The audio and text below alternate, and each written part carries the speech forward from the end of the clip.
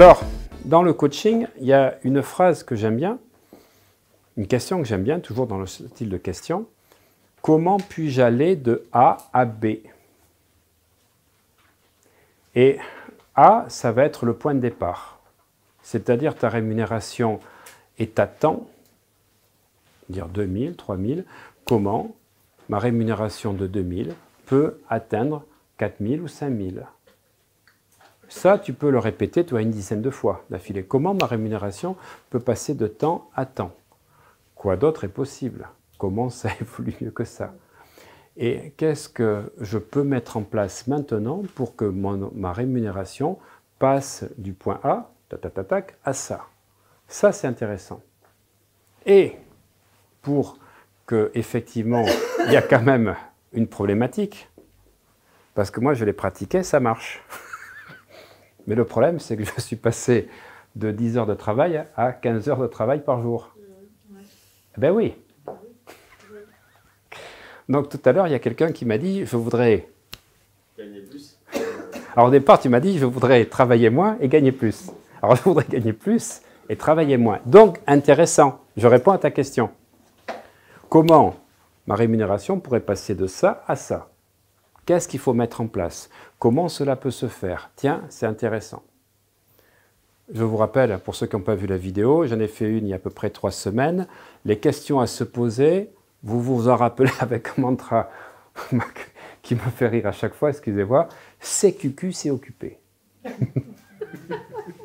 CQQ, c'est occupé. C'est comment? QQ. Qui, quoi, O, où? QP. Donc, CQQ, C, j'ai oublié l'autre C, combien, où, et QP, et donc qui, quoi, quand, et pourquoi. Voilà, CQQ, c'est occupé, et tu places dessus qui, quand, quoi, où, combien, pourquoi.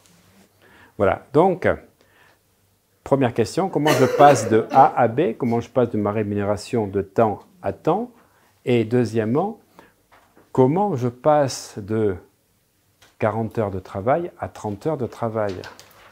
Tu vois, je n'ai pas utilisé travailler moins, parce que tu pourrais te retrouver au chômage. Tu vois, mais c'est toujours pareil, il faut toujours rajouter sans inconvénient. Parce que si tu as un désir ardent, que tu dis les choses avec beaucoup d'insistance, ah ben, l'univers va répondre des fois, mais avec des solutions un peu brutales. Et quand je me suis formé, il y a une vingtaine d'années, à des techniques de visualisation créatrice, on nous disait toujours de mettre sans inconvénient. Parce que si tu veux de l'argent, tu dis « j'ai besoin de 100 000 euros, je veux 100 000 euros » avec beaucoup d'insistance, que tu te mets à ressentir ça à fond, il ne faudrait pas que tu aies un accident de voiture. Mais inconvénient, non, mais sans inconvénient, c'est-à-dire c'est pas le mot problème, mais c'est comme ça que je l'ai appris, moi ça a toujours marché sans inconvénient. C'est-à-dire que c'est en enlevant toutes les réponses qui ne sont pas, si tu veux, dans quelque chose de positif. Parce que je ne voudrais pas avoir l'assurance qui rembourse ma maison parce qu'elle a brûlé. Ah ben ouais, je vais avoir de l'argent. L'argent que je voulais, j'ai perdu la maison, j'ai eu l'argent, ou j'ai eu un accident de voiture, le remboursement de la voiture, ou effectivement, tu as un accident, tu as une amputation, ah oui, tu vas avoir de l'argent. Donc ça, c'est important.